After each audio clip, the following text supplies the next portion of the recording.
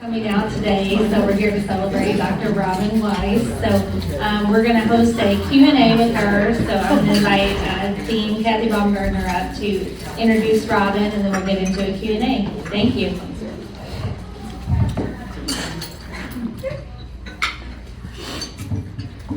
Thank you. How's everyone doing? All right. Staying dry, I hope. Well, I'm just going to give you a little bit of a rundown on Robin Weiss. I'm sure that many of you know about some of her past, but I doubt everyone knows about all of her past and all the many things that she has been involved in. So again, I want to thank all of you for coming out on a rainy day to help celebrate the 2025 Alumni Fellow, Dr. Robin Elise Weiss. She's a proud graduate of the University of Louisville, an adjunct faculty member at School of Public Health and Information Sciences. Robin holds several degrees. She has a PhD in Health Management and System Sciences, a Master of Public Health, a Master of Science in Health Professions Education, and a bachelor's degree in Liberal Studies. She's a public health professional, educator. She's a U.S. Army veteran, an internationally recognized leader in perinatal care. Dr. Weiss blends academic insight with decades of hands-on experience improving the systems that shape birth and parenting. With over 30 years in the field, Robin has trained more than 10,000, impressive, 10,000 doulas worldwide, focusing especially on areas of highest maternal mortality rates. Her work centers around equity and access, helping communities build strong, sustainable birth support systems from within. Robin has held international leadership roles, including serving as president of both Lamaze International and DONA International. She's collaborated with organizations like the American College of Nurse Midwives and the March of Dimes, and currently chairs the Kentucky Certified Professional Midwifery Committee under the Board of Nursing. She helps to implement licensure and policy that reflects the realities of families and providers. As an early innovator in online health education, Robin launched one of the first pregnancy websites, bringing accurate, accessible information to millions. She's also the author of over a dozen books, known for making complex topics feel approachable and actionable. And as Robin has noted, from doulas to data, I bridge the gap between the personal and the policy. That's a value that she has carried through her teaching, her public speaking, and her policy work. Robin's career bridges public health and lived experience, shaping a future where people's birthing rights and real-world support go hand in hand. Everyone give a hand for Robin Weiss.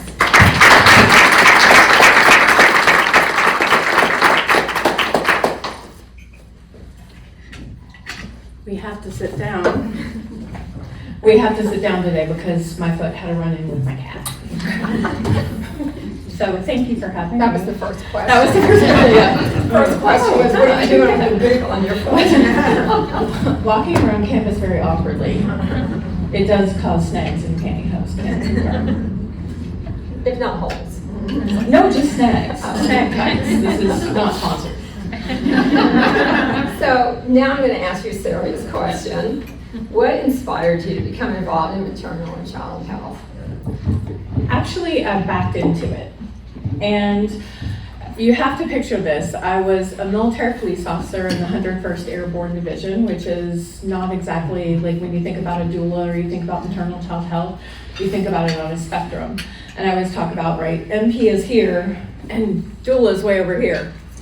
And so when you say I accidentally went to a birth as an MP, that probably conjures up a lot of ideas, like I pull someone over for speeding and they're having a baby in the car, no. Or somebody is having a baby before they can get to the hospital and they call 911 and the MPs respond, also no. It was another MP and she lived next door to me and she called me up and said, hey, my husband's away at Enoch and I'm having a baby and they won't let me eat. Will you bring me my mail and will you bring me a Whopper from Burger King? And I was 18, newly married, not planning on having any kids. And I said, sure. Like, I didn't like her, she didn't like me, it was a mutual relationship. And I said, that sounds awful. But, so I showed up for 4 days with a Whopper in hand and her mail. And on the last day I showed up with the Whopper and she was asleep. And so I'm standing there, Whopper in hand, trying to decide, what do you do with this Whopper? And all of a sudden, she bolts upright and she says, "We stole the TVs in the red convertible every summer." And then like falls back, so I'm like, oh, drop the Whopper and run. I know exactly what to do. So then a nurse who outranks me comes in, throws a pair of scrubs at me and says, "Come on, it's time to go in the back." Well, nowadays that's euphemism for a C-section, but back then in the 80s, like literally Oregon Trail, everybody labored in one room, delivered in an OR, and then went to a recovery room. And so I went back, they laid her on her back, they drove a bloody screaming baby out of her body. And I went home and told my husband, "You know how I said we were never having any kids? Now I know why." So I think most of you know the punchline is that we have 9 kids. So we did figure out how to do it in a way that did not look anything like that. But what really struck me was just curiosity, which has really served me well throughout my entire career. And I like to point out as I'm training new doulas and I'm telling them this story, that if you're curious about something, what do? You go look it up, right? You start looking at it. You probably turn to the internet, right? This is literally 1988. There is no internet. There is no Wikipedia. There are really only 2 books that you can buy in the store about pregnancy, and they don't really tell you anything that you really want to know. So I wound up having to become a childbirth educator to really figure out anything about what was going on. And people kept inviting me to their births. And so I'm teaching classes, in addition to my NP duties. I'm teaching classes and people are still inviting me. And it was always, if my partner's not available, can you come? Is there a way of training? If they're deployed? Yeah, if I'm not on call, I'll happily be there. So I've probably been to about 70 births when I'm flipping through, a journal for childbirth educators, and I come across this word doula. I'm like, oh my gosh, that's what I'm doing. And so I wound up finding an organization at the time called Doulas of North America. I became certified. I'm actually the 20th doula certified in the world, and the first certified doula in the state of Kentucky. And the rest is history. So. Well, you've given us a little bit of a feel for how you got to where you are now. So turning to something a little bit more serious, in your opinion, at any rate, what do you think are the most urgent challenges for maternal health in the United States today? I think, like most of public health, it depends on where you live as to what the biggest challenge is. And we have to have that individualized, where are you and what do you need as an individual, and what does this city need, and what does this state need, what does this region need. And there are a lot of different things that we've tackled. I think one of the biggest things right now falls under just reproductive justice, and the fact that we are not able to train obstetricians, and obstetricians don't want to come to Kentucky, they don't want to stay in Kentucky, they can't learn the full scope of obstetrical care here. That is going to create additional access problems, and I've spent my life really working on getting accessible care. 80% of counties in Kentucky are healthcare deserts when it comes to maternity care. And I literally spent 30 years working with a lot of different organizations trying to get access to safe home birth midwifery for families who choose that. We were able to pass that just before COVID. They thought we would wind up having about 10 certified professional midwives here in the state. We now have over 40. And then last summer, we were able to get the certificate of need removed for birth centers to be able to open birth centers in various places in Kentucky to have safe places for low-risk families to give birth that are not in a hospital environment, which is the right environment if you're a low-risk candidate. So I think we have, I think a lot of it boils down to access. Yeah. Like much of public health, Right. as you said. Yeah. Okay. As someone who launched one of the first pregnancy websites, you've been at the forefront of digital health education. How do you see technology continuing to transform access to maternal care? So I recently, last week, had a reporter reach out to me and say, hey, what about AI doulas? All right, let's do this. I love technology. If you know me, if you've ever spent any time with me, you know that I'm just as comfortable with a computer as I am with a TENS unit or counter pressure. But there is certainly a place for technology, even in the work that I'm doing in the birth room. During COVID, it was amazing. If I had a client who tested positive and couldn't have somebody with her, right, at least they had access to me via telehealth, or, right, like it was a last resort. I don't think it's a first resort. I think that there are a lot of things that technology can do, but it is not going to provide counter pressure at just the right moment. And knowing how hard it is to teach the double hip squeeze, I'm looking over here at my doulas, knowing how hard it is to teach the double hip squeeze, I don't think you're gonna be able to do that anytime soon. So I think that there is definitely a place for it, but I think that one of the big things that we see is that as we see all of these amazing benefits that you get when you increase access to doula care, and they're trying to tackle some really big issues, right? Having a doula shortens your labor, it decreases unnecessary cesarean rates, it increases parental satisfaction, right? Like any negative thing that you can look at falls, any positive thing seems to rise. But one of the things that, one of the things that we think about here is that everybody wants to talk about maternal mortality, which is a huge problem. But when you put a doula in charge of reducing maternal mortality, that's a bigger problem. I never make a decision about someone's healthcare. I'm just there to do whatever my client wants and help amplify their voice and to help them feel like they have somebody with them. And I don't want to wear that mantle. And I think that that is something that is unfairly put on doulas right now. And yet it's a huge issue, and definitely doulas are a part of it. But, and I said this to an obstetrician who was like, hey, I hear doulas lower the cesarean rate. I'm like, I never get to make the decision to cut someone or not. You do, right? Like that's never on me. So yeah, I'm a little concerned about some of those things, but access is the big thing. Thank you. So you've trained over 10,000 doulas globally, especially in high-risk communities. What impact have you seen from these efforts, and what continues to motivate you? So there are, number one, when you are training doulas, you are also giving someone a career. And one of the things that I also try and fight for is livable wages for very hard work. I think everybody understands, like, hey, childbirth is hard.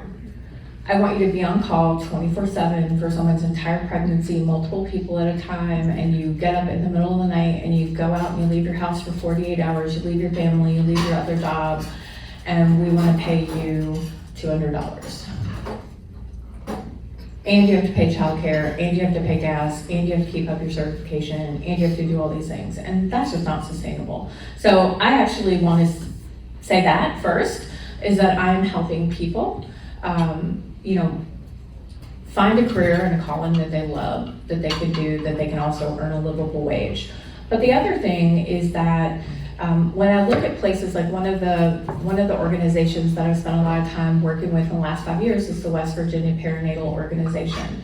And they actually just won an award at Donor International for their work. They actually had a grant to train 100 doulas in West Virginia to work specifically with families who were impacted by substance use disorder. And so we have seen lower preterm birth rates, better adherence rates, right? Fewer stillbirths.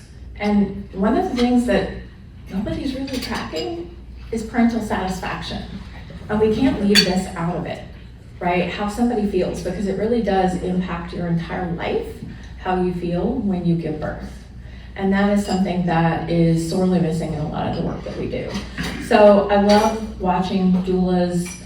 Oh my gosh, I just went to my first birth. This was so amazing, right? I helped this family. And then I turn around and I see that family comment on their social media. Thank you so much, right? I really felt heard. I really felt respected. You really helped me through this process. And so it is just this ripple effect. And one of the things that I was doing last week, I was actually in Seattle doing a train the trainer for Dona International, where I trained new doula trainers. And my doula trainer was Penny Simkin, who in the world of maternal child health is well known as the mother of the modern doula. And that just feels very full circle for me, that I'm now able to be training people who are going to train doulas. So I know that the impact that I have hopefully will be around for a very long time. I am still attending births. I am still training new doulas. I'm going to train doulas tonight if anybody wants to be a doula. So I'm still doing that, and right, that is in addition to the work that I do around policy and the work that I do around, I'm working on a project for DBT with the American Heart Association right now surrounding pregnancy and DBTs. So there are a lot of different things that I do, and that keeps me on my toes for sure. Your hand in a lot of different things. So for students and young professionals in the field of public health, what advice would you give to them today? Don't give up. I know the news cycle sounds bad, and everybody really says, public health. They can say what they want. They're not going to get, public health is going to be here, even if they bury their heads in the sand. Always be curious, always ask that question, and always be willing to do the next right thing. The right thing is not always easy. The right thing is not always evident. But if you stop and you remember that, you are always going to make the right decision. Let the things that you've learned in all of the classes from all the amazing professors here, all of your colleagues. I learned so much from my colleagues, right? The other students, most of the people at this table are people who are students with me, right? We're still supporting each other. And you need that support to help you always stay curious. So find the people who ground you and stay curious. Perseverance. Perseverance, yeah, for sure. I think greatly needed in today's world. So when you're not working or teaching, what do you do in your spare time for enjoyment? That is, if you Notice the spare table time. I'm going to tell you about two things that I do for fun. One thing that I do for fun that you may or may not know about, some of my students know because I talk about it in class sometimes, is I run a kitten NICU. I foster really sick neonatal kittens, and so I have 2 incubators, and during kitten season we're always tube feeding, doing sub-Q fluids and G-tubes, like the whole thing with all the really sick kittens. And I am proud to say that in the wild these kittens would have a 15% survival rate. In a really good foster situation, they usually have about a 30 to 40% survival rate, and we have an 83% survival rate in Robin's Kitten NICU. Robin's Kitten NICU is, you hope to be in Robin's Kitten NICU if you have we have round-the-clock care from a lot of very dedicated teenagers and young adults, in addition to Dr. Robin Weiss, not DMV. But that is one of the things that we do for fun. And we have foster failed a few times. So I have some cats that live at my house that are very lovely. Better than teenagers if you want to try them. Until you step on. Well, yeah, hence the foot. That was not my favorite cat. He's not my cat anyway. But so kitten NICU, and then the other thing that I do for fun is that I like to challenge my brain by reading. And I love to read, and I'm on a personal mission. I told you this the other day and you laughed. I'm on a mission to eventually get to 365 books in 1 year. So I'm slowly going up. Last year I was at 308. So I always hope to break 309 this year. I'm currently sitting at 253. So is willing to accept book recommendations. I read a wide variety of books, and always good for a good book recommendation. You can pretty much give me a genre and I can usually give you a book. But I love to read, and I love to play with the kittens, and I'm starting to do watercolor while I listen to my audiobooks. You still knitting? I am not still knitting. Arthritis in my hands has made that really difficult.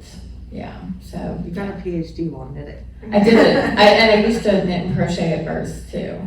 I still do the occasional baby hat for my clients. I try and do some baby hats and then give them to each of my clients. And I say, like parenthood, right, this hat is imperfect but made with love. Right? Like, it will still keep you warm even if there's some holes in it. I set them up for good expectation of my knitting. But yeah, so that's what I do for fun. So I do have to ask, does that exclude the kids' board books? Yes, it does exclude kids. My youngest is 17, and thankfully my kids, most of them have a love of reading. They have more sane ideas of how many books they want to read each year. I have a son who's finishing a PhD. I didn't manage to read during grad school, and it really made my mental health suffer. So if you're in grad school, please pick up a book and read it at night and put down the textbook. It's really helpful. But I didn't read, and that really made my mental health suffer. So reading, again, has been good, but I'm really proud of my son who, in grad school, he had a goal of 5 books this year, and he's read 6. So, right? That's awesome. And he's ADD, so, in mathematics, but, yeah. And how many kitties do you have at any one time? Kids, K or Kitty. kitty or kitty? Kitties. The most kitties we've had at any one time is 18. Oh my gosh. So, but they're tiny. They fit in a box. This was 3 litters, so we had 3 boxes of cats. Like, and literally it's a box of cats. They're tiny. They're like 2-3 ounces when they're first born. But they're a lot of fun, and they're great for your mental health. Cats, not as good for your mental health all the time. My cats are fine, but like other cats, right, you have to grow up with the cat, but. Kind of like kids. Kind of like kids, yeah. And my daughter, my youngest, just got her driver's license. Yeah, pray for me. It's been a couple of weeks, so she's willing to do a lot of things to get the car. So, the last question I have for you is, if there was a question that you would have preferred someone to ask, what might that be? And what would be your answer? Given that I hate public speaking, I'm a nervous public speaker, and I picked the wrong profession. I will tell you that part. I don't know, I'm pretty much an open book, because I don't have time. They're laughing, because they know it's true. I don't know, what should they have asked me? I'll ask my people. I want to know what's your favorite book? What's my favorite book? Oh gosh, that is a really hard one. I just thought of a book I hadn't thought about in a while that I really liked, Water for Elephants. What book? Oh, I thought you were telling me. Oh, I really liked The Nazi Conspiracy by Brad Meltzer. People Love? Oh, yeah. People Love Dead Jews is a really good book. Get past the title, it's a pretty amazing book, and also Uncomfortable Conversation with a Jew, Emmanuel Acho and Noah Tishby. Yeah, so those are the books I'm currently calling my favorites. Well, thank you so much, and thanks to everyone else for being here. Let's once again join together and congratulate you all.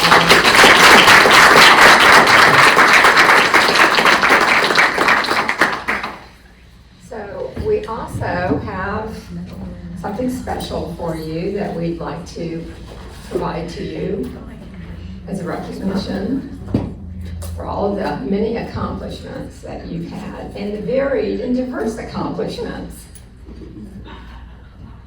Oh, thank you.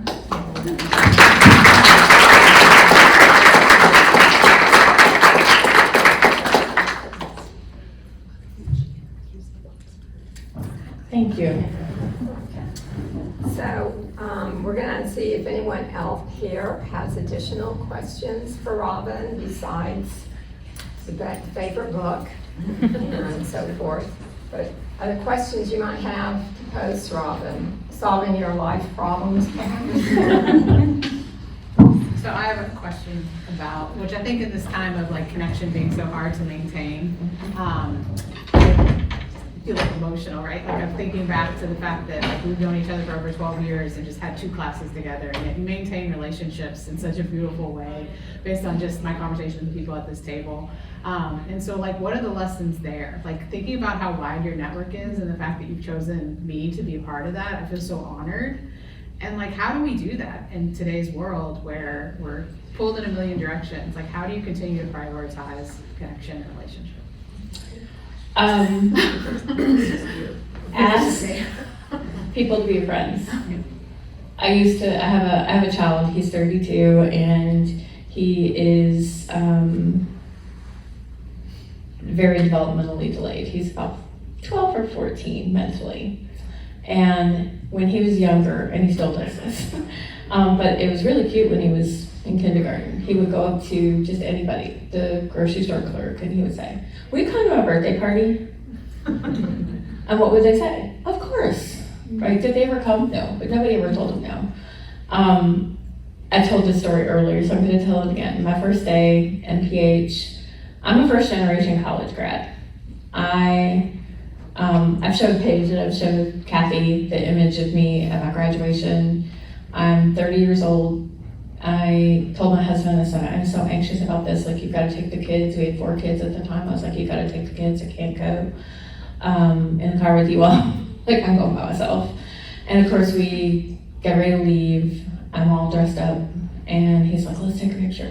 And then, of course, the baby wants to nurse. And so I have to sit on the stool and like nurse the baby. And then the other kids are like, ah, like, you know, acting like kids. And I got this picture, and I'm literally like this in the picture. I love that picture now, but in the moment. And I wanted to go back and get an MPH, and UofL didn't have a program. Then they had a program. And if anybody remembers Gabriella Alcalde, she was here and she had an MPH, and we were sitting with our kids at the pool. And I said, tell me about your MPH, right? Like, it was the hot new thing. And, you know, she was telling me, I was like, oh, like, I really want to do that. I really want to do that. And she said, I really want to get a DRPH. And I was like, well, why aren't you doing it? And she said, the GRE. Me too. That's why I'm not doing an MPH. So we made a pact right then and there to start studying. And she and I actually graduated on the very same day with our DRPH and our MPH. And I started my MPH, or I started my PhD the next, I graduated Saturday, started on Monday. But the first day in MPH, I had a tiny baby. I had, 7 other kids. And I sat down, everybody felt way younger than I was. And I felt really, really out of place. And I tapped Katie Leslie on the shoulder, and I said, you look like a grown-up. I wasn't. She was 24. I said, you look like a grown-up. Let's be friends. And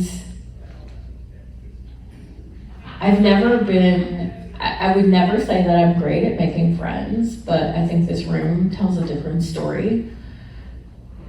You have to just genuinely connect and care.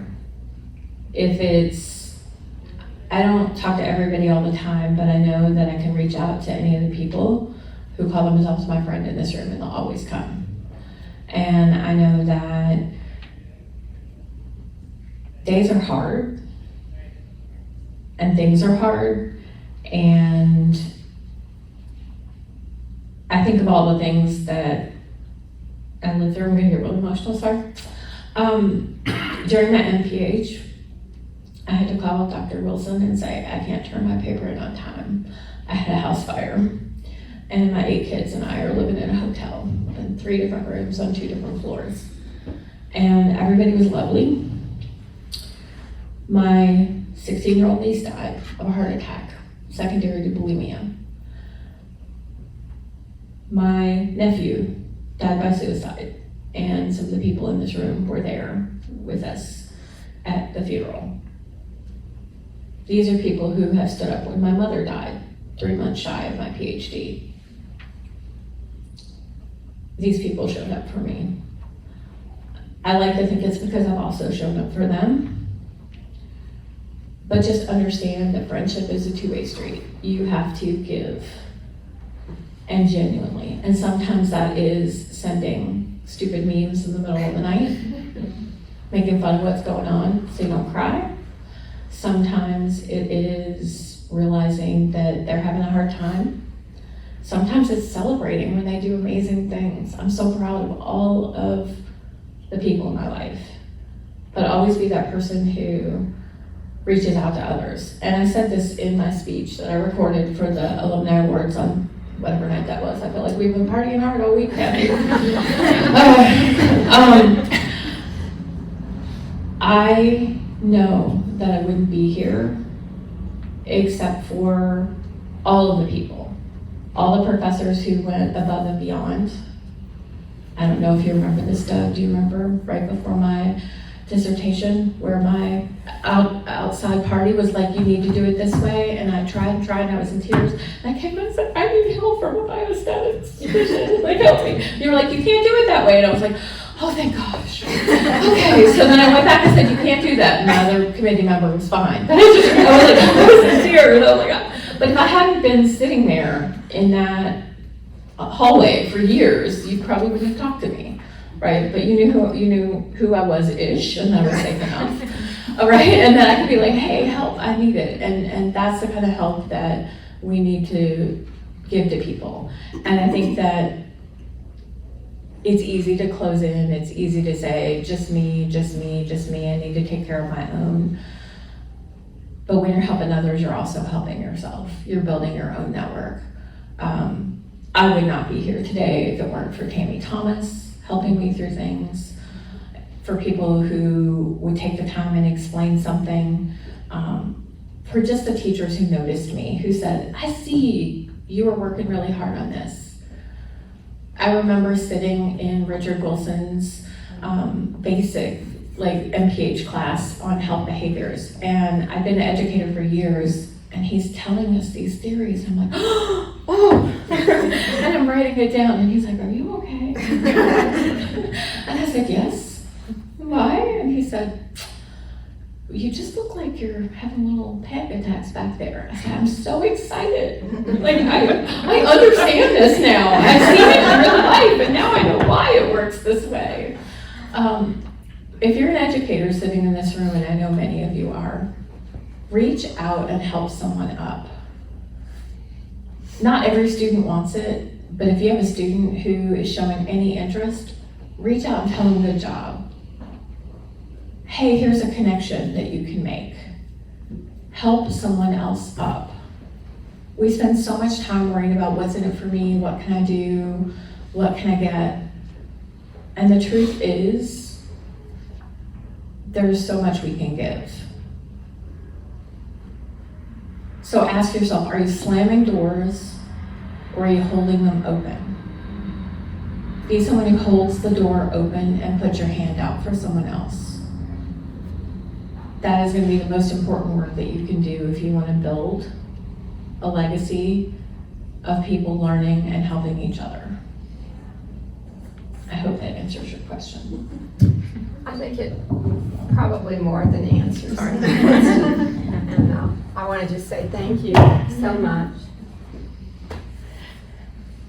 Thank you for entertaining all of the questions and just for being you.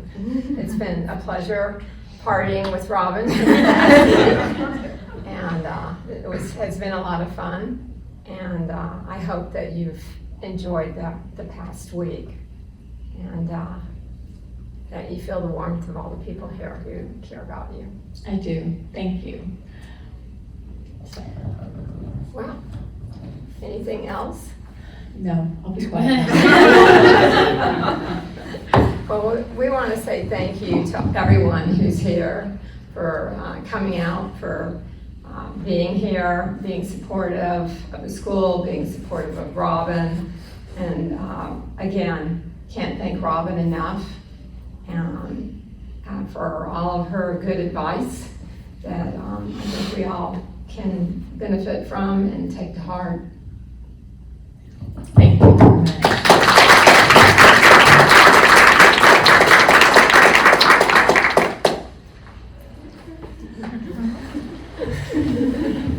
I gotta stand up.